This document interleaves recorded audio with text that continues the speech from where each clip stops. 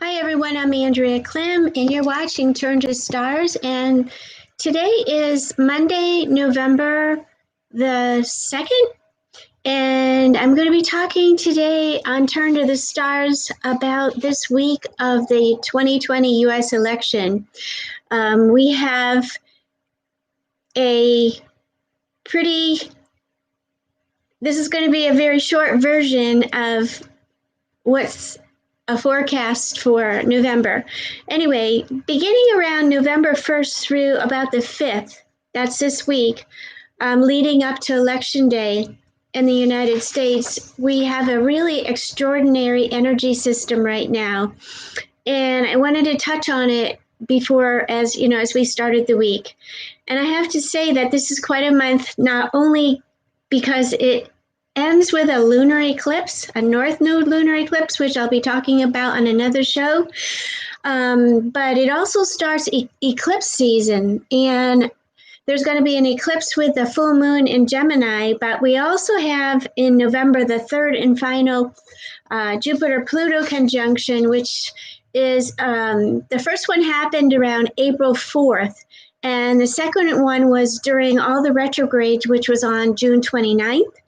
And both of those two dates correlated with a significant rise in the coronavirus. So now we seem to be back in that curve again, and we're going to have a peak again on November 12th.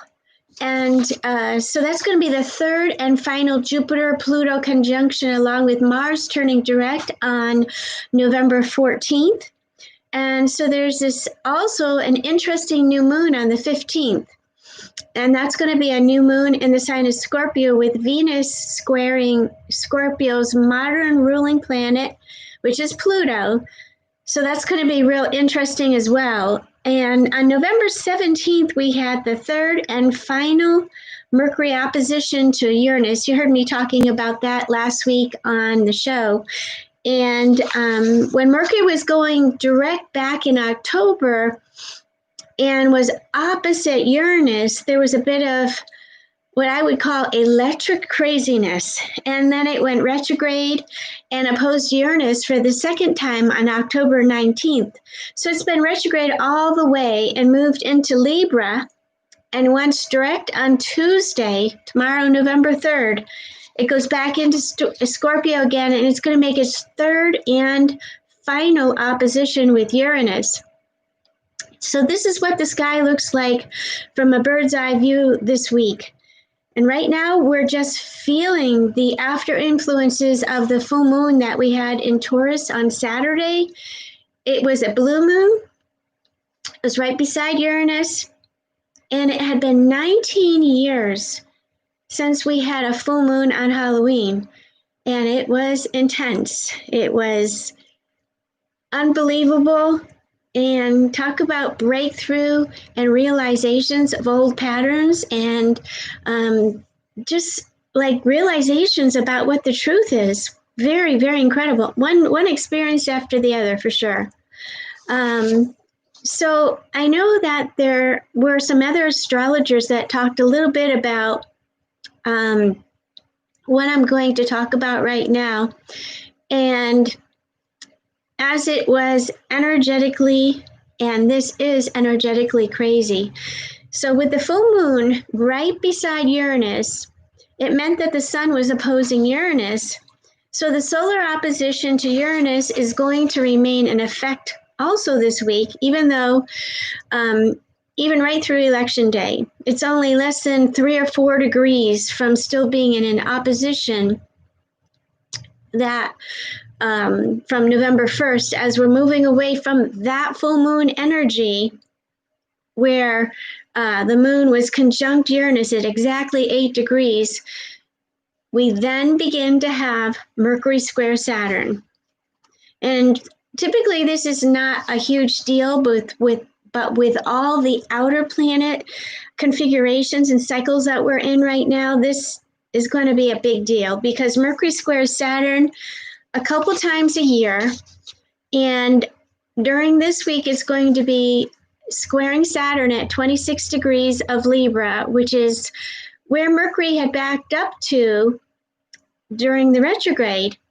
And so it's going to be in a square to Saturn. So what does this mean?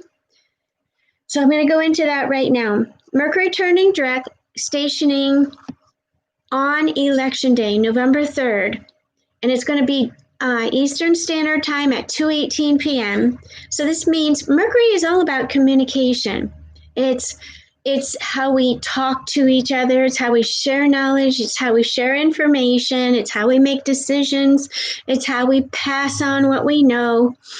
And so with Mercury slowing down significantly and it is right now as I'm speaking, it's beginning to form this square with Saturn at 26 degrees of Libra.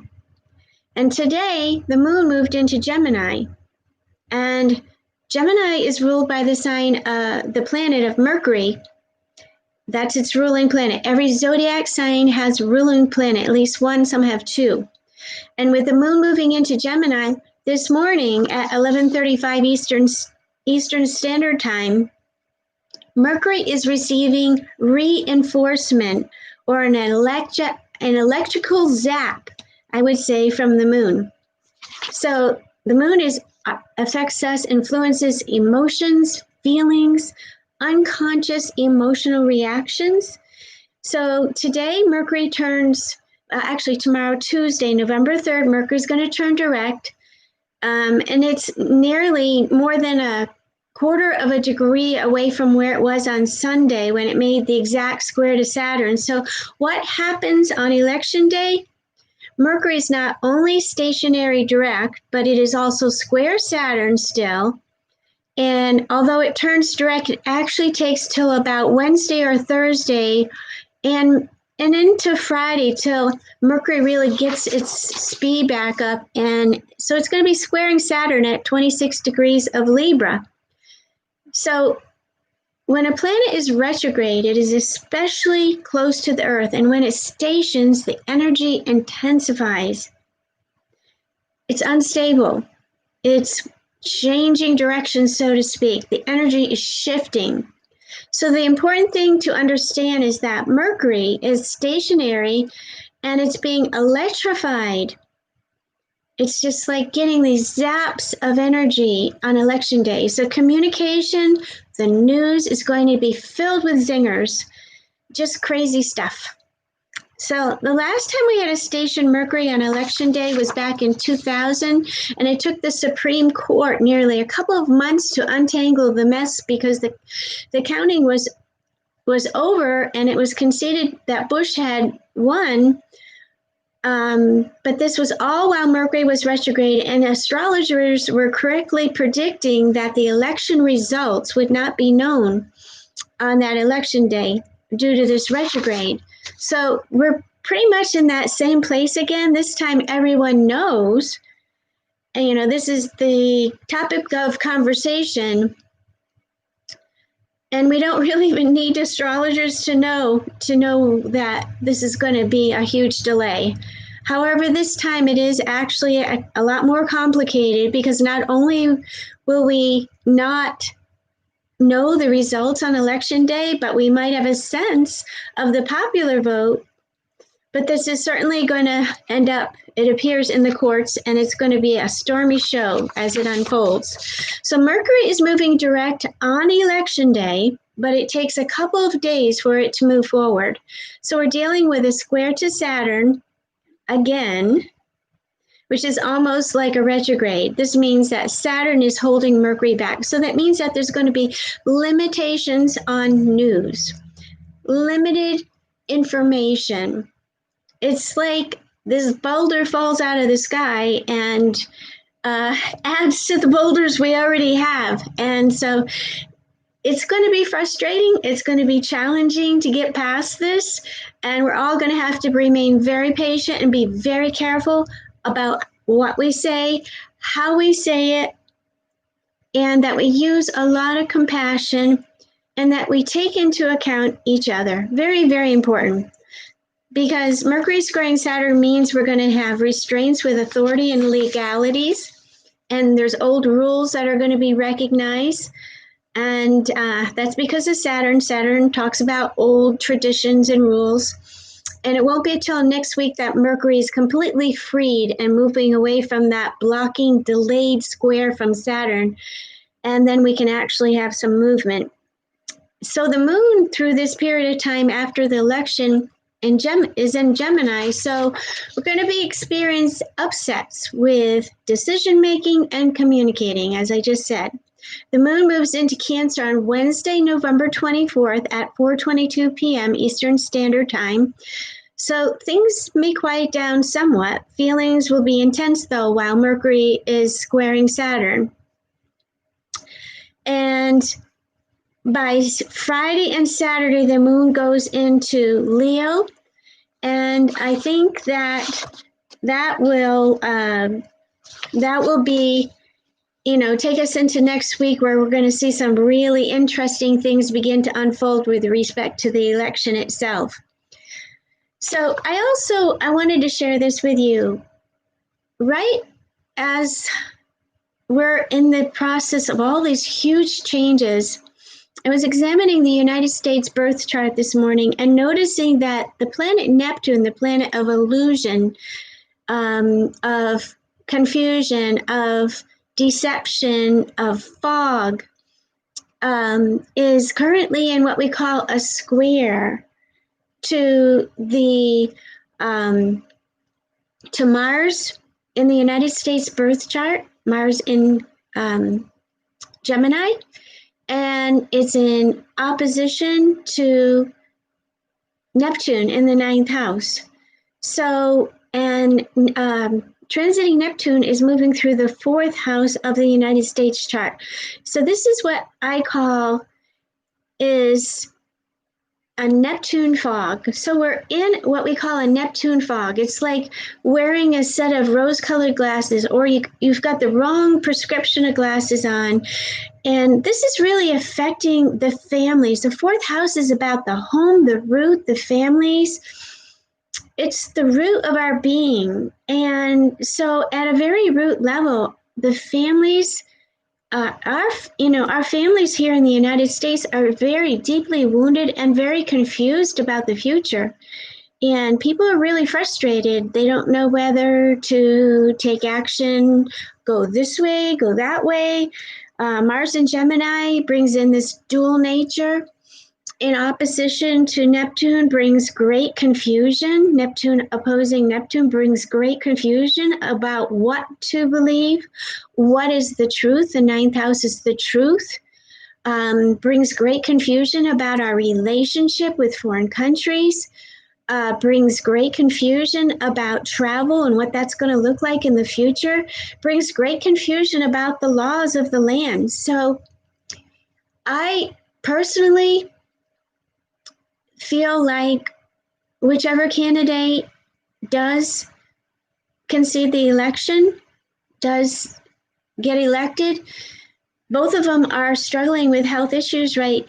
Both are struggling with health issues, one more than the other, which is Biden.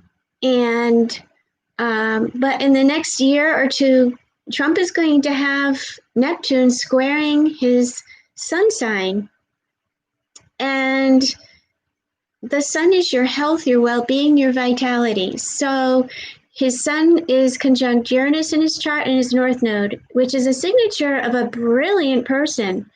Typically, when I see that signature in a birth chart, that person ends up becoming a doctor of their trade, or whatever it is that they're very passionate about. And so we can know that Trump is very focused on doing the job for the United States, and that he's putting all his energy into that.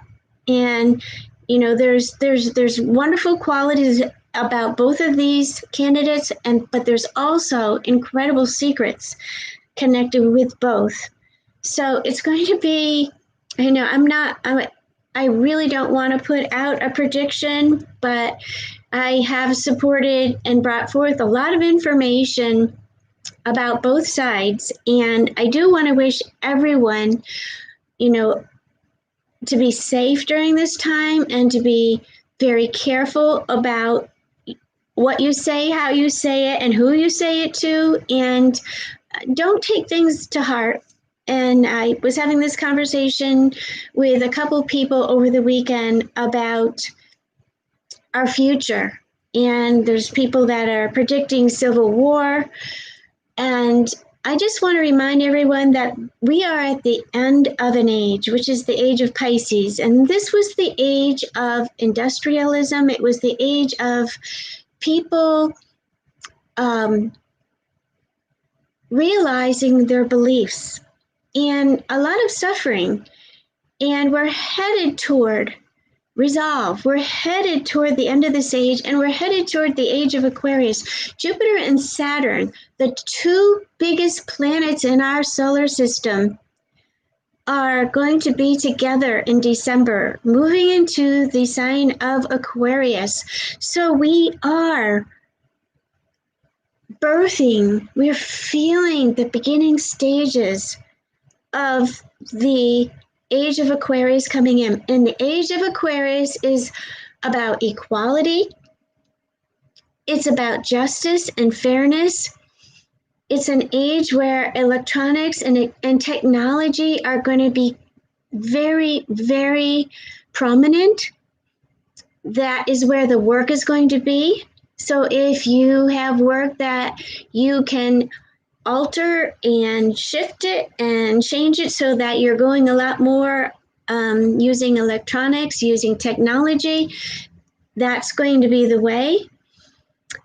So I just want to remind you that history doesn't have to repeat itself. That's my message, is that history does not need to repeat itself. With Uranus breaking the barriers of the old Earth patterns, meaning it's bringing up our values. Taurus is all about values, money, it's agriculture. Uranus breaks the status quo. It changes things wherever it touches, and it's in the sign of Taurus for the next couple of years. And I have seen the most unbelievable, and I know everyone out there has, the most unbelievable truth has surfaced. Things have come to our consciousness, which is incredible. So it's really important that we recognize all these great things happening at the same time. And honestly, I don't believe that this is going to be history repeating itself. I do think that we're going to have a great level of uprising, people that are so unhappy. And I know that there's a lot of parts of the United States that are preparing for this, but I don't think that this is going to be what some are saying is a civil war. I don't agree with that. I think that if we all focus, join together, Aquarius energy, which is about the whole, not the single, not just one person, it's about all of us working together for a common united cause. So everyone, I want to say thank you so much for tuning in today, and thank you for all your continued support of Turn to the Stars. And I want to share with you one more thing.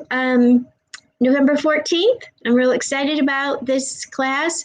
I've had a series of astrology classes, which is, I call it the language of astrology. It is an ancient language.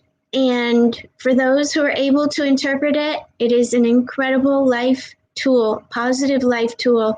And there is such an incredible connection that it brings us to the cosmos, to the divine light that surrounds us all. So this is going to start November 14th, Saturday, from 11 to 1. It's going to go 8 weeks, 2 hours, virtual, Zoom, online, all recorded. So if you miss a class, you'll be sent the class by email, so you really are not missing anything. So it does give you a very solid foundation for astrological interpretation. And I set it up for Saturday for people that work, for college students. I've got, and I'm so excited about this, so many young people wanting to learn astrology. And just want to let you know, my daughter started at 16 along with a whole group of her friends. And it was such a great, great experience for her. She still studies astrology. She still writes charts out and she looks to it and she knows it's so accurate. We can know the influences at any given moment of a day, especially with the moon and the sign it's in. So everyone, I'm Andrea Klim. Thanks for tuning in to Turn to the Stars. I look forward to talking to you really soon. Have a super awesome day. And remember, turn to the stars and you'll find your answers there. Take good care. And if you have any questions or comments, I'd love to hear from you. I'm Andrea at turntothestars.com. Any suggestions for upcoming shows? I'd love to hear from you. Take good care and I'll see you very soon.